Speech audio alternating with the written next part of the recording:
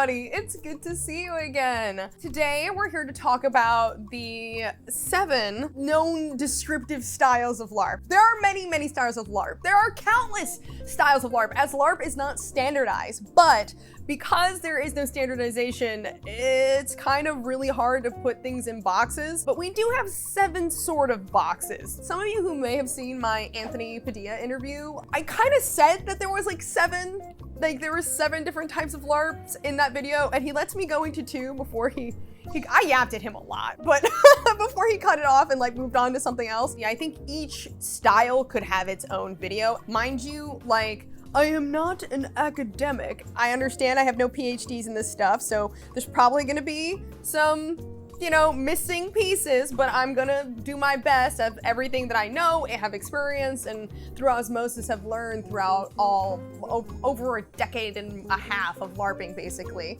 The very first style that I think is really common is American Freeform. American Freeform is the first style, but Boffer LARP can also be a subset of Freeform. So you can have Freeform Boffer, or you can just have Boffer. So they're technically 2 different categories. So I'm just gonna start with Freeform. So Freeform LARPs are the most classic style American LARP that you can possibly find. And mind you, I'm using terms that are familiar, colloquially familiar with like the East Coast of the US. Even just moving from, the East Coast to New England or to the South, everybody has like a slightly different term. Like I said, it's not standardized, so just work with me here. American Freeform is classic LARPing as we all know it. It means you have a character sheet, there are number calls, there are skills. Oh my god, I have a character sheet right here. Hold on, I'm gonna grab it. So this is actually not mine. This is my partner, Nathan's character sheet from Dead Legends. Oh my god, this thing's like ancient, my god. You can see that there are like columns. It looks like a spreadsheet. That's like what most American Freeforms are like. And it doesn't matter the genre, whether it be like post-apocalyptic like Dystopia Rising or fantasy, hero or Amgard or whatever, there's a lot of this. American Freeform has skills, calls, character sheets, and it's more about basically porting over D&D into reality. It's like porting a tabletop into reality. It's not what you see is what you get, which we'll get into the later styles that are more what you see is what you get. It is very much like imagination driven.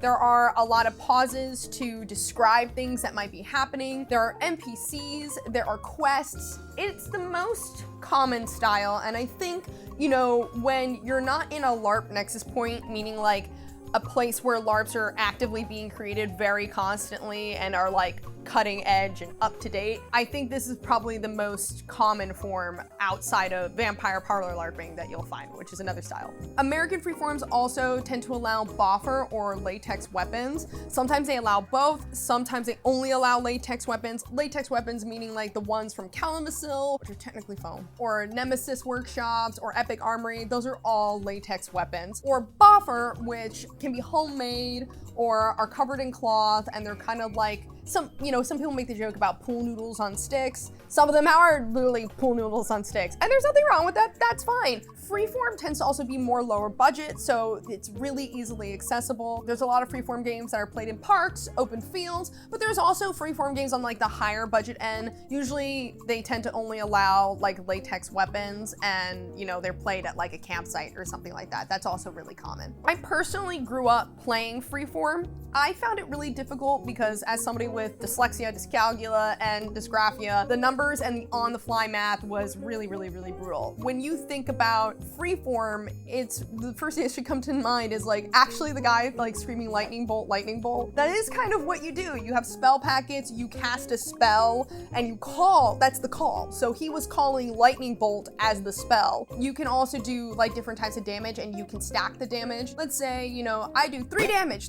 Every time I hit you, you can do 3 bane damage or 3 bane fire damage. Now, some of this may sound a little bit familiar if you guys have watched my What is LARP video, but that is because, again, American Freeform is like very common, so I think, not discussing it doesn't make any sense. And like American Freeform Boffer is just like an extension of that, where it's boffer friendly. You can make your own weapon, or it is just Boffer weapons allowed. And there are like companies that make Boffers now, and so you would just buy a Boffer, and like Boffers are not realistic representations of a sword. It is a sword in play, but it doesn't look like one, right? You know what I mean? It looks like a kind of like a wacky bat. This is where the term sock and bopper also originates, is that like Boffer LARPs / American Freeform Boffer LARPs usually are more combat focused, war game focused, so it's a lot of sport version of LARP, but American Freeform can toe that line between being very sporty, very gamey, and also immersive. I haven't found a Freeform that for me and my style, immerses me enough, but that doesn't mean it's not out there. So, you know, no shade to anybody who likes Freeform. It deserves to exist. It has a place in our community. And so does Boffer Freeform. You know, they're very low entry ways for the community to expand and, you know, kind of reach the masses. With that, I'm gonna segue into just Boffer games. Now, Boffer games are definitely on the sport axis of LARP, in which there's basically no roleplay. Maybe you have a different name. When people see the movie Role Models, right, and they're all fighting with their like kids and stuff like that, they're doing a Boffer LARP. It's not even a Freeform Boffer LARP because there's really no characters. It is just you're going there and you're on this team and you're gonna go whack that team. It is definitely more of the sport end of LARP. Some people have also used the term interchangeably, being like, oh, it's a Boffer LARP, even though they're actually meaning American Freeform Boffer LARP. I know it's confusing. Like I said, none of this is standardized, so language is hard, but I hope you guys are following me here. Also, like a lot of Daggy Hero and Amtgard chapters can also fall in the in-between categories of either a complete Boffer experience or a Freeform Boffer experience. Not really my gig either. Like I said, I prefer games that are a little bit more immersive and story-driven. Not to say that they can't be, but traditionally, not usually. It's more about the combat first and throwing spells and fights and wars and things like that. Moving on from the American Freeform and Boffer entirely, we're gonna talk about Parlor LARPs. Parlor LARPs are, again, probably the most common and accessible form of LARP. Most vampire LARPs that are across the country, like maybe at your local college or played in your local coffee shop or at your local church. Like most cities have a Vampire the Masquerade game or some type of vampire game going on, or a Werewolf the Apocalypse or whatever. They have some type of like World of Darkness brand game happening. It's very, very popular. Most people's first introduction to LARP is either American Freeform or Parlor. I think that might be changing nowadays with like Drakenfest thrown in the mix, but like back in the day, it used to be Freeform, Parlor. Just choose your poison. Parlor is actually much more theatrical driven, and it is kind of what you see is what you get, which is a term that means literally what you see is what you get. So if you're gonna say that you're an elf or you're a La Sombra or you're a Nosferatu, you need to look the part, right? It's less driven on the imagination. Parlors are about like rolling dice or doing rock, paper, scissors for combat. Some Parlor LARPs have like card systems where you like pull a card and it might have an effect or something like that. Some it's just like classic D&D where you're literally rolling a dice, and some it is literally rock, paper, scissors, shoot, and that will determine the winner, and then you would like role play that out. 90% of the time, a Parlor LARP tends to be World of Darkness related or offshoot of that or inspired by that. It's because they have pre-made kind of like LARP books on how to like bring the system to life. So it makes it really accessible. Anybody can buy that book and do it and like play and make a troupe. I've played a couple of Parlor LARPs before. I think they're very fun, but unfortunately in the greater community, they do have a little bit of a rough reputation. I definitely think in the 2000s and early 2010s, it was especially rough. Everything was very cliquey, and like the best way I could say it, it's like a bunch of theater kids that have totally gone off the rails. Egomania off the charts. The community has absolutely, definitely gotten better.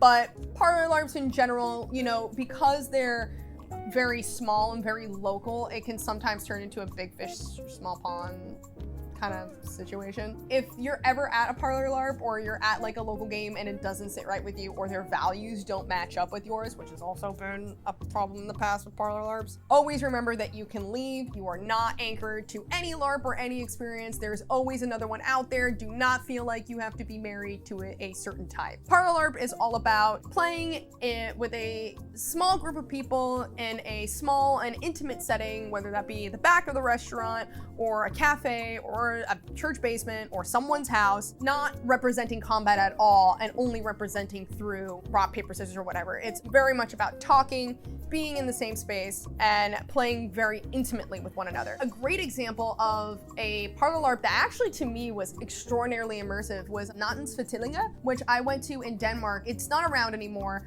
but it was like a local vampire game. My God, it was so much fun. I played my character Angeline, who is basically an American tourist that couldn't speak Danish, which worked out because the whole game was in Danish. It was a really intimate and terrifying setting, being around and not understanding the language and what was going on. It felt really immersive for me. It felt very real. I was really scared both in and out of game, so it was fantastic. I think Parlor LARPs can mean something different outside the United States as well. Like I know in Europe, a Parlor LARP can mean that like a whole city could be involved and like people could wear bracelets and go to certain locations and like those people know that, oh, like those are the vampire like role players, like no matter what they do, like they're fine. Here in the States, it's not really like that. It's kind of like you're in one spot and that's it. But we've talked about like the first 3 styles. We're gonna move on to style number 4, which is Nordic LARPing. Now, wow, Nordic LARPing,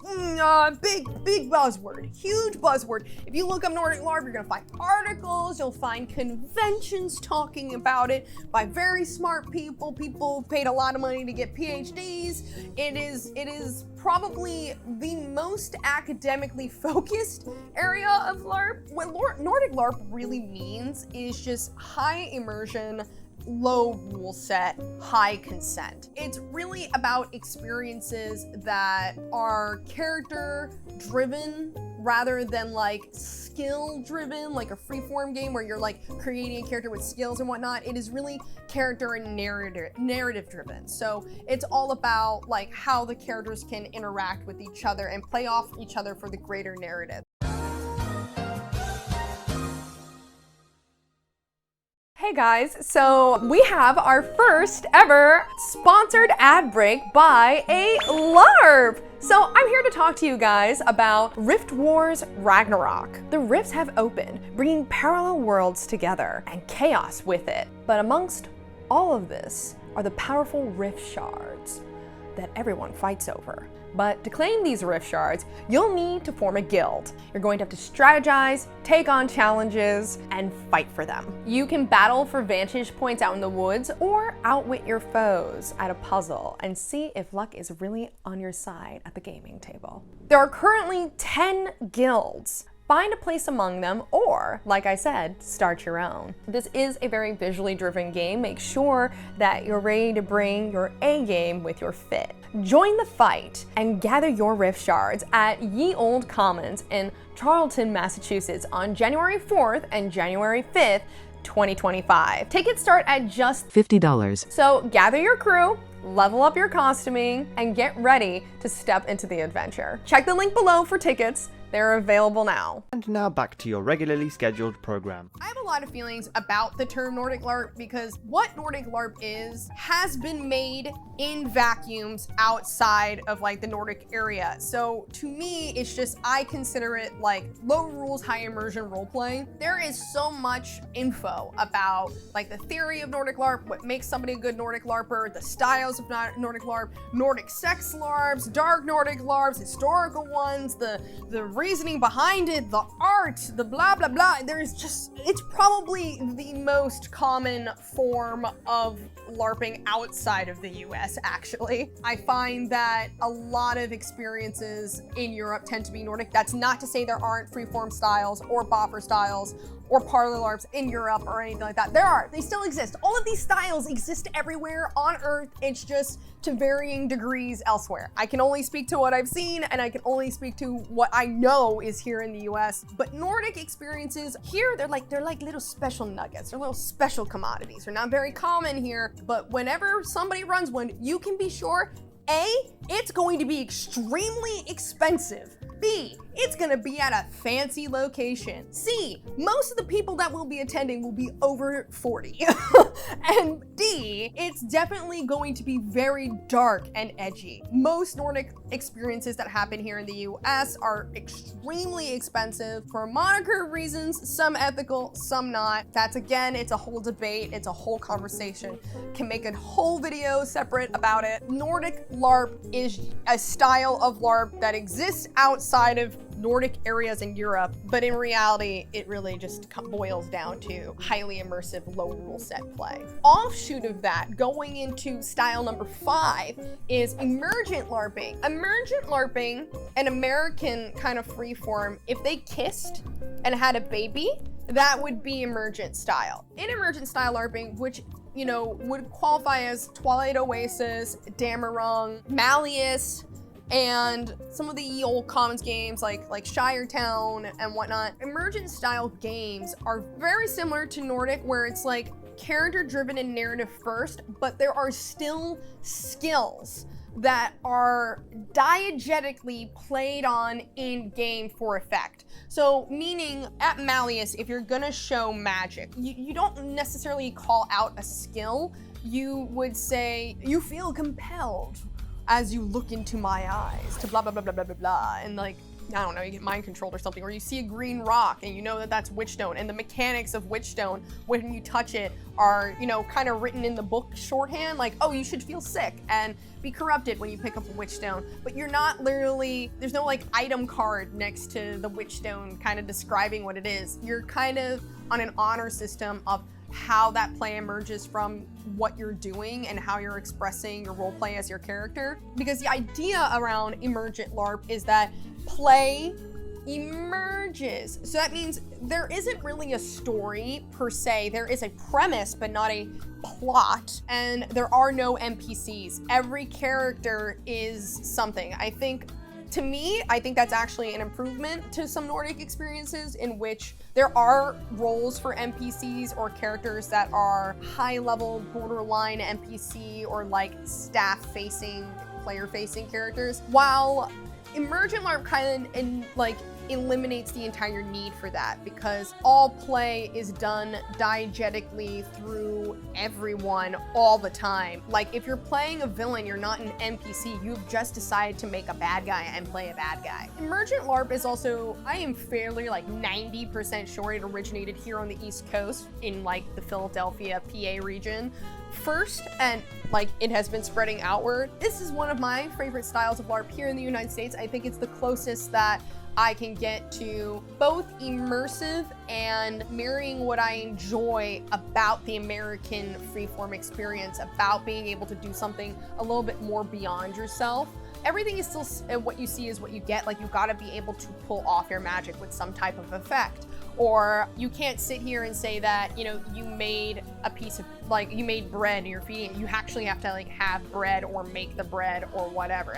There has to be a physical representation for the things and the skills that are in play. I think that Emergent LARP is a sibling to Nordic LARP, which I guess would, if we're gonna talk about siblings to Nordic LARP, we're gonna get into number 6, Blockbuster LARPs. Blockbuster LARPs are usually Nordic LARPs. That's changed here in the United States a little bit, but I'll get into that. So with Blockbuster, the reason something is called a blockbuster is because it has a fancy set. It has usually a fancy premise. Really, it's about the set in a package. Most blockbusters come in a package price, so they range anywhere between $600 to almost $2,000 in its total price. For instance, Giovanni the Last Supper, even though not based in America, is a blockbuster LARP. The Night in Question is a blockbuster LARP, but it is on the more affordable end. I think there was a couple of LARPs by by sinking ship that would be considered blockbusters. We don't do many of them here in the States, mostly because it's very hard to get the venues. Real Royalty was a blockbuster, Arms Arcane was a blockbuster, but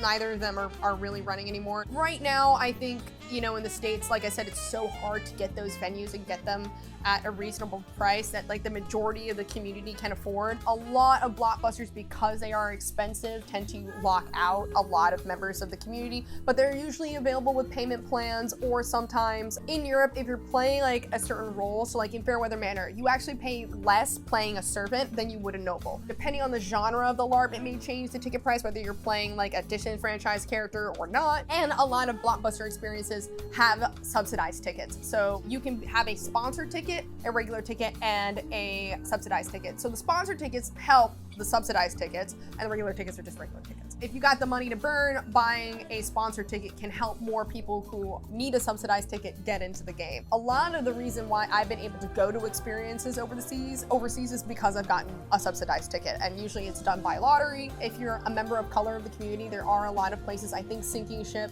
does this as well for like reparations. If you're a person of color, you want to go to a game, you can't afford it, you can apply for a subsidized or reparations ticket, which I think is actually pretty cool. But blockbusters, all in all, are basically really, really fancy Nordic LARPs. They have usually full catering, take place in a bombastic location, usually have effects, props like Calls of Wizardry, Blockbuster LARP, Adventures Academy, Blockbuster LARP, Giovanni, Blockbuster LARP, Nine Question, Blockbuster LARP. Like, these are all places that have sets and like beautiful locations, or really cool, intricate, immersive locations that bring the setting to life or allow you to get immersed in that setting. I actually cover a lot of blockbusters here. I really enjoy them. Another word for a blockbuster LARP is also a destination LARP. That's also another way to call them, because you're going to a destination. You usually have to fly there, drive there, take a train, whatever, or sometimes you're on a boat. Like Demeter is blockbuster that takes place on a boat, and there are even some that takes place in like Western cities and stuff like that. Blockbuster is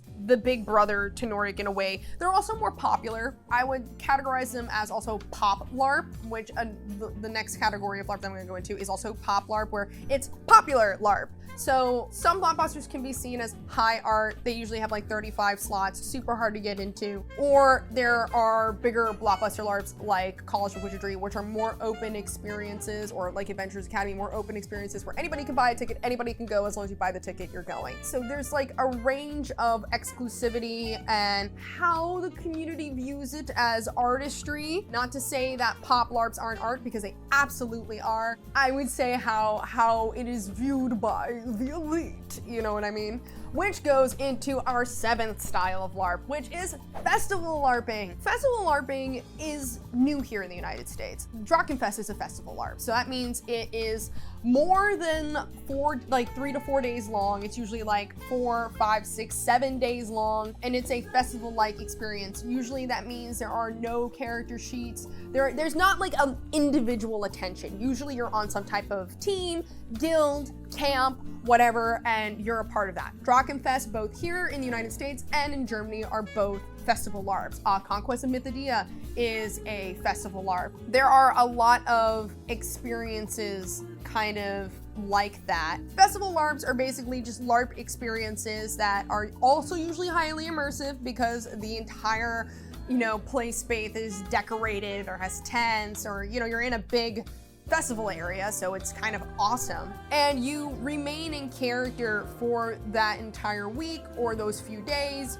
whatever the case may be. And they, because of that, are high immersion, definitely low skill, very low rules, sort of. Drachenfest has a rule book, right? But you can play the entirety of Drachenfest without using a single skill. Actually, for 2024, I didn't use a single skill. I just played with a lot of like the guilds and the magic, which is all roleplay based. It's not really like a skill thing. I say that, but I know at like the Conquest of Mythodia, they have like NPCs and a little bit more of a structured experience, while Drachenfest, I guess, is closer to like Emergent LARPing, where there are no NPCs, everyone is a character, you're just living in this whole world. Festivals are really like day in the life, living in this world as these characters. Most festival LARPs tend to be an isekai. You can also have monthly LARPs or LARPs that meet quarterly.